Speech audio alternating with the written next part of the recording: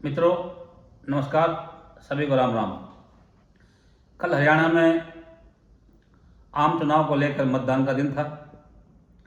प्रदेश के सभी मतदाताओं ने अपने मत का प्रयोग किया है। शाम 6 बजे के बाद सभी टीवी चैनलों ने एग्जिट पोल के रुझान दिखाए, जिसमें मैक्सिमम क्या लगभग सभी ने हरियाणा में कांग्रेस की सरकार बनते दिखाई दी है। लेकिन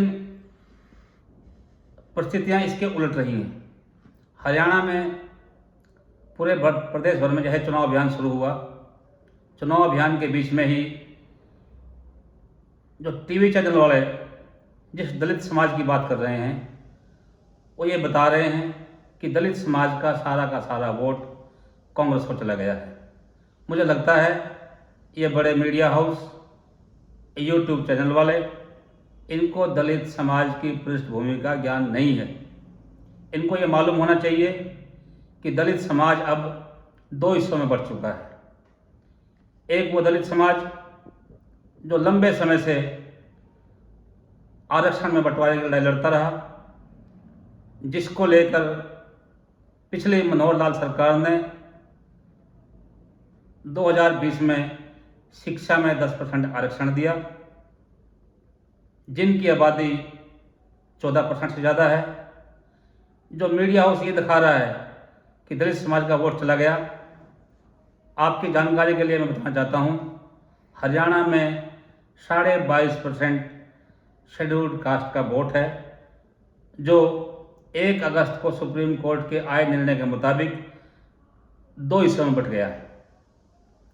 एक वो हिस्सा जिसको डीएससी नाम दिया गया, हरियाणा की मनोहर लाल सरकार ने 2020 में डिप्राइव्ड शेड्यूल्ड कास्ट नाम कह के एक अलग वर्ग बना दिया, जिसको दलित समाज के लोगों ने डीएससी कहा है।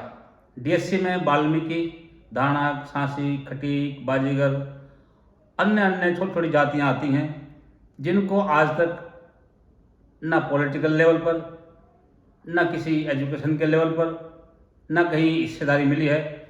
उन सबको हिस्सेदारी दिलाने के लिए माननीय सुप्रीम कोर्ट ने 1 अगस्त को, जिसकी लड़ाई बहुत लंबी चली, ये बहुत लंबी कहानी है, मैं उसमें जाना नहीं चाहता।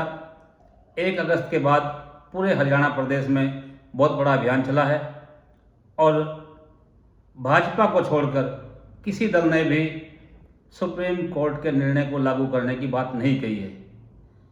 विशेषकर दो राजनेता, एक मायावती और दूसरे चंद्रशेखर, दोनों ने इस आरक्षण वर्गीकरण का बड़े पैमाने पर विरोध किया है, जिसके बाद डिप्राइव्ड शेड्यूल्ड कास्ट के सारी जातियों ने लॉबिंग की, वो इकट्ठा हो गई और पिछले दिनों जींद में बहुत बड़ा महासम्मेलन करके लगभग 40,000 से ज़्यादा लोग इकट्ठे हुए, जहां लोगों ने शपथ ली कि कांग्रेस को वोट नहीं देंगे।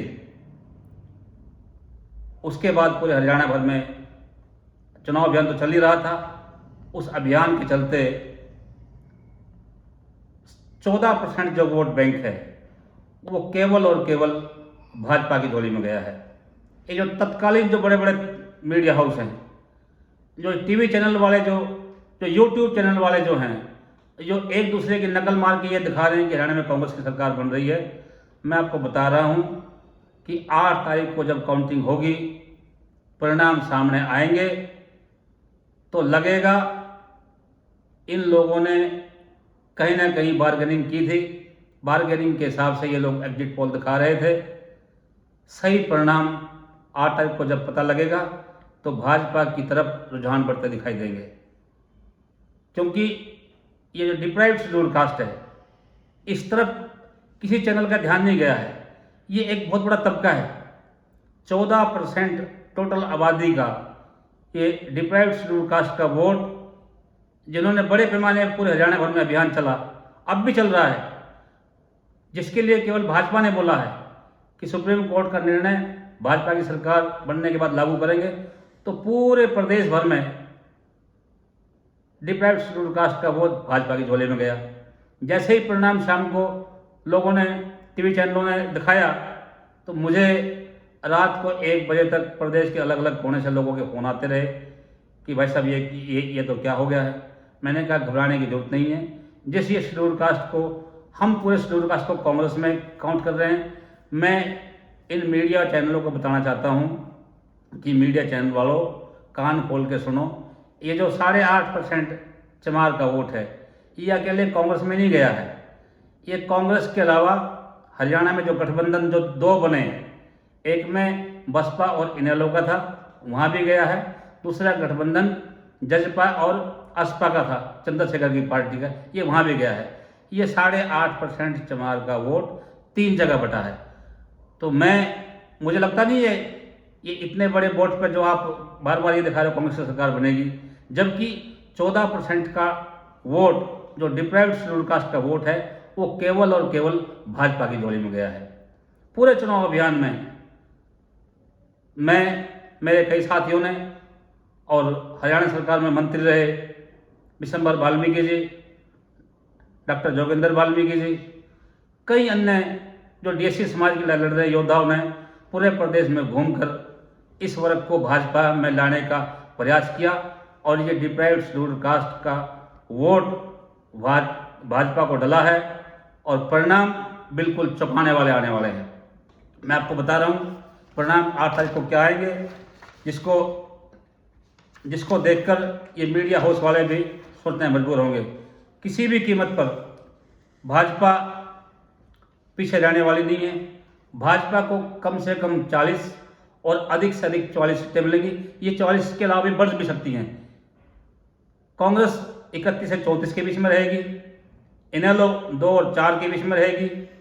हरियाणा लोकहित पार्टी जो गोपाल कांडा की पार्टी है वो एक जगह लड़े तो उनकी 1 सीट रहेगी और निर्दलीय कम से कम 5, अधिक से अधिक 7 जीतने वाले हैं। तो इन सब आंकड़ों के मुताबिक हरियाणा में 8 तारीख के बाद जैसे ही परिणाम आएंगे 2 बजे के बाद भाजपा के कैंप में ढोल बजना शुरू होंगे, मिठाइयाँ बटेंगी, गुलाल छिड़का जाएगा और भाजपा जिंदाबाद के नारे लगते दिखाई देंगे। और ये मीडिया हाउस वाले जिन्होंने जानबूझकर गलत दिखाने का प्रयास किया है, ये लोग मुंह दिखाने लायक नहीं रहेंगे। ये पहले भी कई बार इनके हाथ ऐसी बनी है। लोकसभा के चुनाव में भी इन्होंने एक तरफा माहौल दिखाया था। इस लोकसभा चुनाव से पहले 3 प्रदेशों के चुनाव हुए, छत्तीसगढ़, मध्य प्रदेश, राजस्थान, वहाँ भी ये लोग कांग्रेस की सरकार बना रहे थे। और विशेष तौर पर छत्तीसगढ़ में तो भूपेश बघेल को ये सीएम डिक्लेयर करके चल रहे थे। परिणाम इसके विपरीत आए। ऐसे परिणाम ही हरियाणा में आएंगे। ये डिप्राइव्ड शेड्यूल कास्ट का वोट जिसको डीएससी नाम दिया गया है, ये सारा का सारा वोट नैब सिंह सैनी को मिला है। नैब सिंह सैनी ने जो 56 दिनों में कार्य किए हैं, तो ऐसे हंसमुख मुख्यमंत्री के फेवर में यह गया है जो हर किसी से मिलने वाले हैं। 8 तारीख के बाद पूरे प्रदेश में नैब सिंह सैनी के जिंदाबाद के नारे लगेंगे और 8 के बाद अगली सरकार हरियाणा में आएगी तो केवल और केवल भाजपा की नायब सरकार बनेगी। धन्यवाद, नमस्कार।